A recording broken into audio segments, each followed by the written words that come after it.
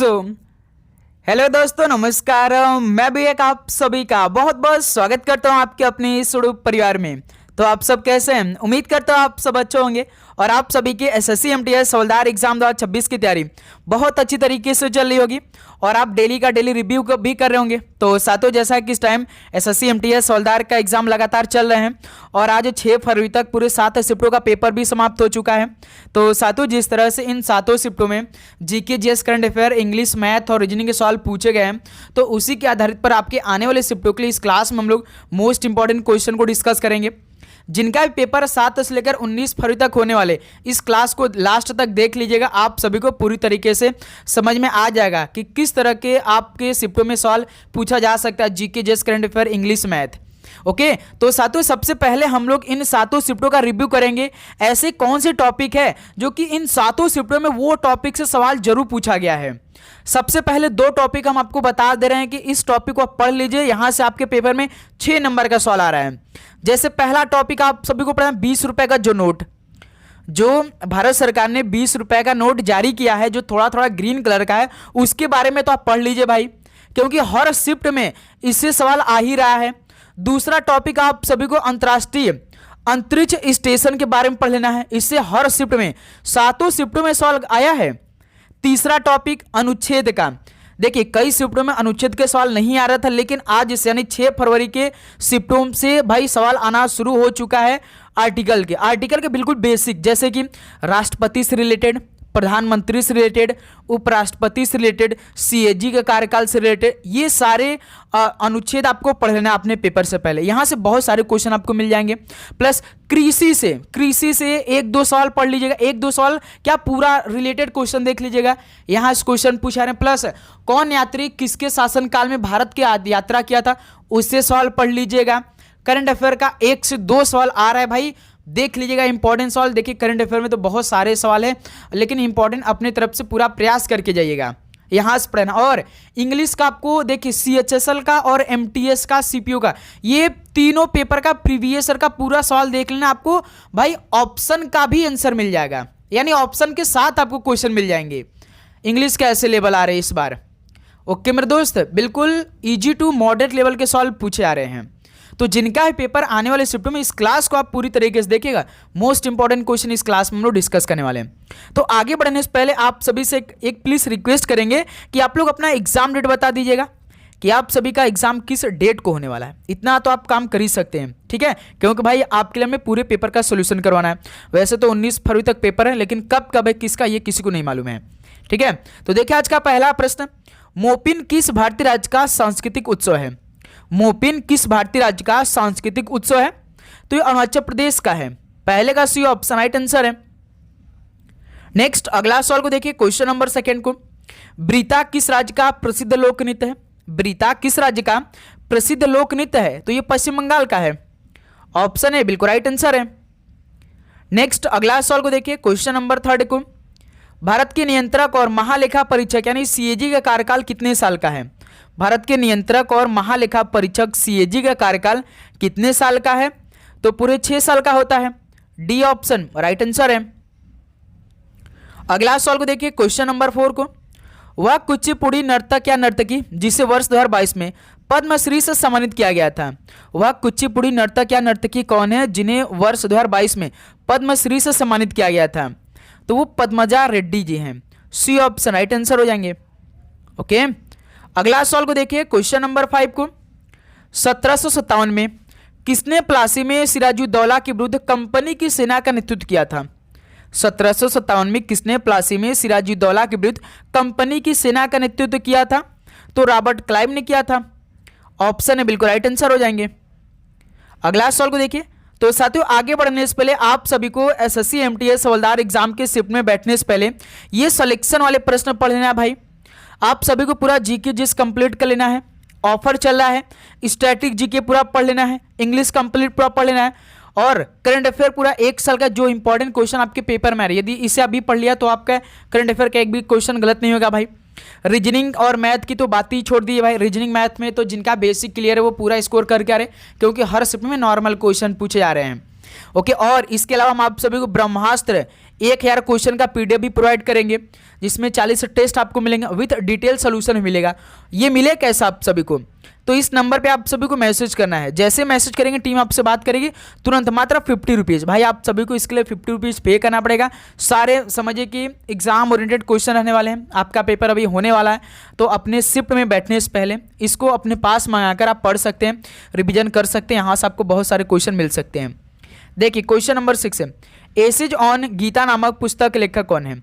Essays on Gita नामक पुस्तक के लेखक कौन है? तो अरविंद घोष जी हैं। सी ऑप्शन राइट आंसर है।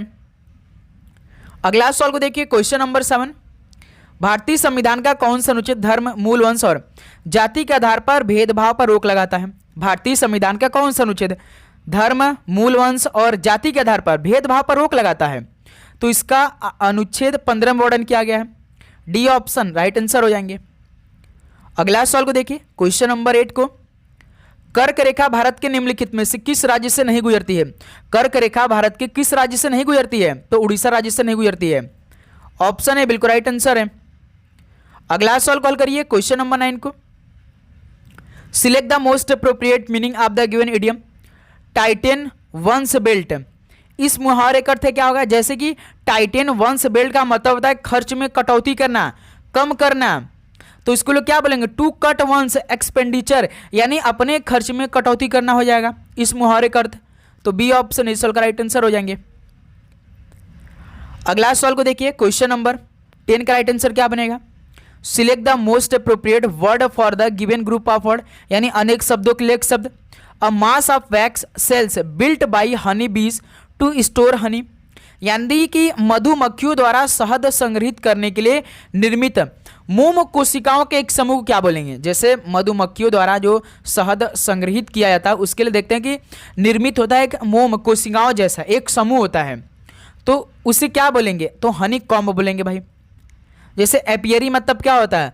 मधुमक्खियों के जो पालन का स्थान होता है, एपियरी मतलब जहाँ की मधुमक्खी का पालन होता है उसके स्थान को क्या बोलते हैं? एपियरी बोलते हैं। एबियरी मतलब क्या होता है? पक्षीशाला होता है। एबियरी मतलब क्या होता है भाई? पक्षीशाला, ठीक है, जहाँ पर पक्षियों को क्या होता है? पाला जाता है। बीहिप का मतलब क्या होता है? मधुमक्खी का जो छत्ता होता है, जो छत्ता होता है मधुमक्खी का, उसे इंग्लिश में क्या बोलते हैं? मधुमक्खी का छत्ता, बीहिप बोलते हैं। तो सी ऑप्शन इस सवाल का राइट आंसर हो जाएंगे। अगला सवाल को देखिए क्वेश्चन नंबर 11 को, select the most appropriate antonym of the given word. Trip का बताइए विलोम शब्द। थ्रिप का मतलब क्या होता है? पनपना या बढ़ना। जैसे कोई चीज क्या होता है? पनप जाती है तो क्या बोलते हैं हम लोग? पनपना, यानी ग्रो करना। तो क्या हो जाएगा भाई इसका उल्टा? तो इसका उल्टा होगा श्रिंक हो जाएगा, यानी सिकुड़ जाएगा भाई। बढ़ना उसका उल्टा सिकुड़ना, यानी श्रिंक हो जाएगा। और प्रॉस्पर का मतलब क्या होता है? सफल होना। प्रॉस्पर का मतलब क्या होता है भाई? सफल होना होता है। और डेवलप का मतलब क्या होता है? विकसित करना होता है। साइन मतलब चमकना होता है। लेकिन थ्रिप मतलब होता है कि बढ़ना या पनपना, तो उसका उल्टा क्या होगा? सिकुड़ना हो जाएगा भाई। C option shrink right answer हो जाएंगे। अगला सवाल को देखिए क्वेश्चन नंबर 12 को, select the incorrectly spelled word. इनमें से कौन सा इनकरेक्टली स्पेल्ड वर्ड है?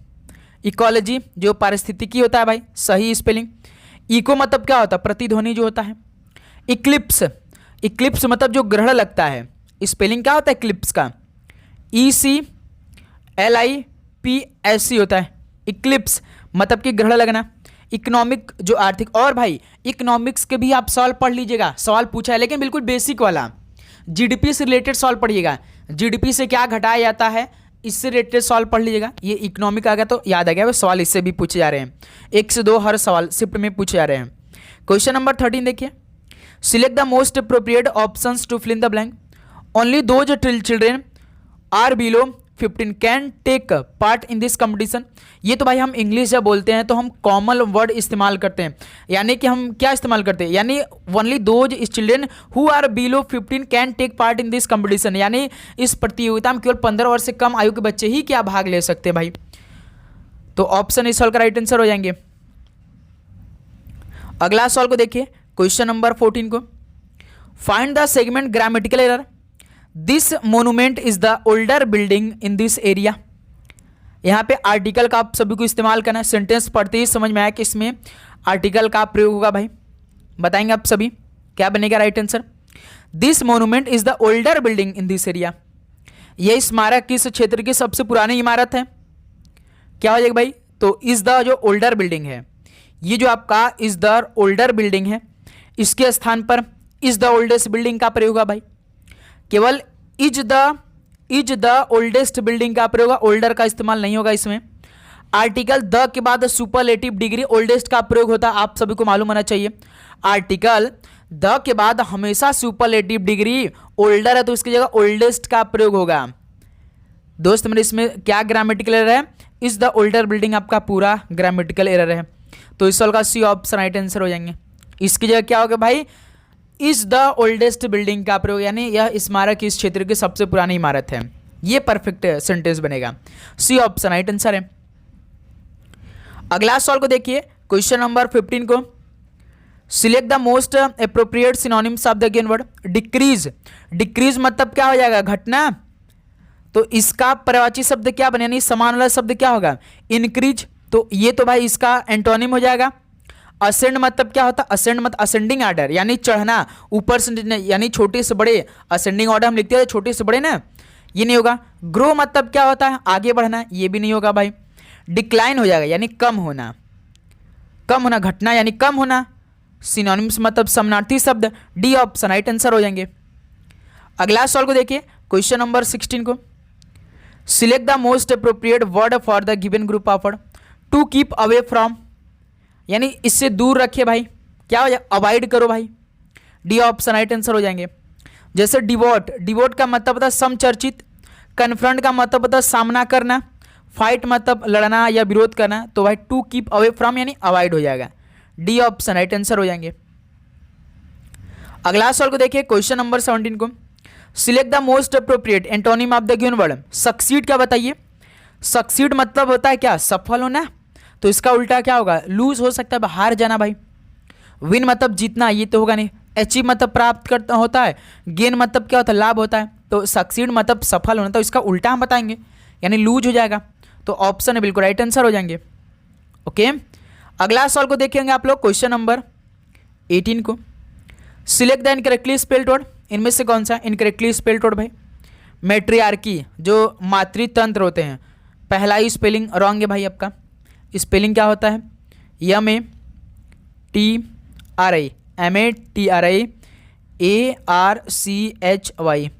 मैट्रियार्की मतलब होता है मातृतंत्र, मातृतंत्र होता है, ठीक है। तो यही आपका पहला ऑप्शन राइट आंसर हो जाएगा। मैट्रिक्स का मतलब होता है कि गद्दा, तोशक। मैटेरियल जो कि आपका पदार्थ होता है। मैट्रिक्स मतलब कि सांचा, जो गर्भाशय होता है उसे हम क्या बोलते हैं? मैट्रिक्स बोलते हैं। तो इस सवाल का पहला ऑप्शन आपका राइट आंसर है, ठीक है। अगला सवाल को देखिए, क्वेश्चन नंबर 19 को, select the most appropriate meaning of the given idiom. Be off, be off का मतलब क्या होता है? दूर हटना, यानी चले जाना, यानी टू गो अवे हो जाएगा। डी ऑप्शन बिल्कुल राइट आंसर हो जाएंगे, ठीक है। अगला सवाल को देखिए, क्वेश्चन नंबर 20 को, select the most appropriate synonyms of the given word. Amiable का पर्यायवाची, एमिएबल का मतलब होता है भाई मिलनसार, ठीक है। तो इसका सिनोनिम्स क्या बनेगा? तो फ्रेंडली हो जाएगा भाई, दोस्ताना, जैसे कि मित्रवता होता है। बीटर मतलब कड़वा होता है। एलूफ का मतलब क्या होता है? एलूफ का मतलब भाव शून्य, मेल जोल न बढ़ाने वाला। रूड मतलब जो असिस्ट होता है भाई। तो इस सवाल का सी ऑप्शन राइट आंसर है, क्लियर। अगला सवाल को देखिए, क्वेश्चन नंबर 21 को, उस विकल्प का चयन करें जो तीसरी संख्या से ठीक उसी प्रकार संबंधित है जिस प्रकार दूसरी संख्या पहली संख्या संबंधित है। 6 का रिलेशन 85 दिया है, तो 12 का रिलेशन क्या बनेगा? इसमें लॉजिक क्या लगा है? जैसे 6 से आपको सबसे पहले 85 का रिलेशन बताना, उसी प्रकार 12 का कोड क्या बनेगा, यानी 12 का रिलेशन किससे बनेगा। ये थोड़ा सा क्रिटिकल सवाल होने वाला है, थोड़ा सा घुमा फिरा कर इस सवाल को सॉल्व किया है। जैसे सबसे पहले हम 6 का 85 से बनाएंगे, तो 6 में +1 करेंगे तो कितना आएगा भाई? 6 में यदि +1 करेंगे 7, 7 में 12 का मल्टीप्लाई कर दे तो कितना आएगा? 84। इस 84 को हम 1 में जोड़ दे तो कितना आ जाएगा? 85 बन जाएगा। यानी इस तरह से पैटर्न को सॉल्व किया। लेकिन जो 12 का कोड हमें बनाना है, 12 का इसमें थोड़ा सा दिमाग लगाया। जैसे 12 गुणे 2 ब्रैकेट में 12 +1, फिर यहाँ से ब्रैकेट क्लोज +1 किया है। इसे आप जब सॉल्व करेंगे कितना आएगा? 12 गुणे 2। अब ये देखिए 12 13, यानी ये गुणा हो जाएगा 13। फिर उसके बाद दोस्त मेरे +1, देखिए जब 12 गुणे 2 करेंगे 13 दूना 26, 12 गुणा 13 दूना 26 +1, इसे सॉल्व करिए। 12 गुणा 26 में कितना आएगा, 12 छंग 72 का 2 7, 12 दूना 24 7 31, 31 312 +1 313। यानी ऐसे इस सवाल का राइट आंसर निकाला भाई, थोड़ा सा मैथमेटिकल कैलकुलेशन का इस्तेमाल किया है। इस प्रकार से इस सवाल को सॉल्व करना है, इतना डिफिकल्ट नहीं पूछ रहा है सवाल भाई, थोड़ा सा ऊपर ऊपर जब नंबरों का श्रृंखला दे रहा है। ओके, तो इस तरह से एक सवाल आ रहे हैं पेपर में। ओके, अगला सवाल को देखेंगे, क्वेश्चन नंबर 22 को। किसी निश्चित कूट भाषा में फोस्टर को 36 और डांस को 25 लिखा जाता है, तो उसी कूट भाषा में ऑर्किड को किस प्रकार लिखा जाएगा। सॉल्व करें, इस सवाल का राइट आंसर क्या बनेगा। जैसे देखिए फोस्टर है FOSTER, फोस्टर का कोड 36। देखिए जैसे कि 1 2 3 4 5 6, इसमें 6 अक्षर हैं तो 6 का स्क्वायर कर देंगे तो 36 बन जाएगा। यानी जितना अक्षर है ना उसको काउंट करके उसका स्क्वायर कर रहा है। फिर उसका देखिए डांस है DANC, डांस है 25, 1 2 3 4 5, 5 है तो 5 का स्क्वायर कितना होता है 25 होता है। यानी टोटल अक्षर को काउंट करके उसका स्क्वायर करेगा। अब ऑर्किड पूछा है ORCHARD, ठीक है, 1 2 3 4 5 6 7, तो 7 का स्क्वायर कितना होता है भाई 49 होता है। यानी कितना हो जाएगा सॉल्व का राइट आंसर, सी ऑप्शन हो जाएगा बिल्कुल राइट आंसर। तो इस तरह से आप सभी को सॉल्व करना है। नेक्स्ट अगला सॉल्व को देखेंगे, क्वेश्चन नंबर 23 को। तो देखिए एक तरह का इस तरह का सॉल्व पूछा जा रहा है पेपर में। ABCD और E 5 सेल्समैन वृत्ताकार मेज के परितः एक मीटिंग बैठे हैं। एक वृत्ताकार मेज है, इसमें 5 सेल्समैन बैठे हैं, 1 2 3 4 5। सवाल क्या बोला कि ए जो है ना वो ई के ठीक बाईं ओर पड़ोस में बैठा है। ई के ठीक बाईं ओर पड़ोसी में कौन बैठा, ए बैठा है। तो यहाँ से ई के जस्ट बाईं ओर कौन बैठ गया भाई, ए बैठ गया, तो यहाँ बैठा लेते हैं। ई के जस्ट लेफ्ट साइड में ए बैठ गया है। फिर सी जो है वो बी के ठीक बाईं ओर पड़ोस में बैठा है, यानी सी जो है ना वो बी के ठीक बाईं ओर पड़ोस में बैठा है।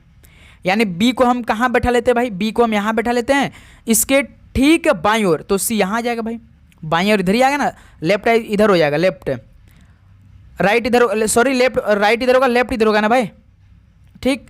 बी के जस्ट ठीक बाईं ओर पड़ोस में सी बैठ गया है, तो बी के जस्ट लेफ्ट साइड में सी बैठ गया, ये भी पूरा हो गया। अब एक बच रहा है, कौन नहीं बैठा, डी, तो डी को यहाँ बैठा दीजिए, पूरा हो गया। बी और ए के बीच में डी बैठा है, देखिए बी और ए के बीच में डी बैठा है, ये भी पूरा हो गया। सवाल क्या पूछा कि ई के दाईं ओर दूसरे स्थान पे कौन बैठा है, ई के दाईं ओर, ई के दाईं ओर तो बी बैठा है भाई, यानी इस सवाल का पहला ऑप्शन बिल्कुल राइट आंसर हो जाएंगे। सवाल कंप्लीट हो गया। तो इस तरह का एक सवाल पूछा जा रहा है पेपर में, इसको भी आप तैयार कर लेंगे भाई, क्लियर। नेक्स्ट अगला सवाल को देखेंगे, क्वेश्चन नंबर 24 को। निम्न में से कौन सा अक्षर समूह दी गई श्रेणी में प्रश्न चिन्ह के स्थान पर आएगा। FUB, IXW, LAX, question mark, RGZ। Solve करेंगे आप सभी। हमने आपको बताया है कि भाई जब भी अक्षरों का श्रृंखला है तो सबसे पहले आप सभी को पहले कोड का रिलेशन निकाल लेना है। जैसे FIL, क्वेश्चन मार्क, F होता है 6, I होता है 9, L होता है 12, 6 से 9 + 3, 9 से 12 + 3। उसी प्रकार 12 में 3 जोड़ने के 15, 15 पे कौन होता है भाई, O आता है। यानी हमारा ऑप्शन मिलेगा O से, या तो ऑप्शन सी होगा या तो ऑप्शन डी होगा, या तो OD आएगा या तो OC आएगा। अब दूसरे अक्षर का कोड निकाल लेते हैं। U, इसमें U है, इसमें X है, दूसरा अक्षर इसमें A है, ये क्वेश्चन मार्क। U होता है 21, X होता है 24, A होता है 1, लेकिन यहाँ पे 27 करेंगे भाई। 21 24 + 3, 24 27 + 3, यानी इसमें भी रिलेशन +3 का लगा है। तो दोस्त मेरे यहाँ पर देखिए ए को आपने 27 माना, लेकिन आप लिखेंगे 21 को। जानते हैं ना कि जैसे कि ए से लेकर जेड तक आपका 26 होता है, जैसे हम आगे बढ़ते हैं तो 27 पे ए आ जाता है। तो दोस्त मेरे लेकिन यहाँ पे ए, यहाँ पे एक ही रहेगा। एक में यदि हम 3 को मान के चलिए कि चलिए 27 में आप 3 जोड़ दीजिए। 27 में आप जब 3 जोड़ेंगे कितना आएगा, 30 आएगा। 30 पे कौन अच्छा रहता है, जैसे 27 पे, 28 पे भी, 29 पे सी, 30 पे डी आ जाएगा। देखिए कौन सा है, डी, देखिए OD, तो ये हमारा आंसर हो जाएगा। इसमें रिलेशन भाई +3 का लगा था हर एक अक्षर में, ठीक है। तो इस सवाल का सी ऑप्शन राइट आंसर हो जाएंगे। नेक्स्ट अगला सवाल को देखेंगे, क्वेश्चन नंबर 25 को। रोमन का रिलेशन YVTHU है, तो थिंग का रिलेशन क्या बनेगा? ROMAN, रोमन है, इसका कोड YVTHU। R होता 18, Y होता 25, O होता 15, B होता 22, M होता 13, T होता 20, A होता 1, H होता 8, N होता 14, U होता 21। देखिए 18 7 25, 15 7 22, 13 7 20, 1 7 8, 14 7 21, यानी इसमें रिलेशन तो +7 का लगा है। पूछा किसका है? थिंग का पूछा है। THING +7 +7 +7 +7 +7, T20 20 7 27, 27 पे A आता है, 8 7 15, 15 पे O आता है, 9 7 16 P आता है, 14 7 21 U आता है, 7 7 14 N आता है। देखिए AOPUN डी ऑप्शन। तो साथियों ये फाइनली 25 वो क्वेश्चन कंप्लीट हुए जो कि आपके पेपर में ये सवाल देखने को मिल रहे हैं। इस तरह के सवाल हर शिफ्ट में पूछे जा रहे हैं। तो साथियों उम्मीद करूंगा आपको हर एक क्वेश्चन अच्छी तरीके से समझ में आया होगा। तो आप लोग अपना एग्जाम डेट कमेंट सेक्शन में जरूर बताएंगे भाई। यदि आप सभी पास किसी प्रकार का डाउट है मन में तो कमेंट सेक्शन में जरूर पूछेगा भाई। डाउट लेकर आप बिल्कुल भी नहीं चलेंगे। ओके दोस्त मेरे, तो चलिए इस क्लास को यहीं पर समाप्त करते हैं। मिलते हैं एक और नए क्लास के साथ। आप सभी को जय हिंद जय भारत। पढ़ाई करते रहिए। All the very best. धन्यवाद।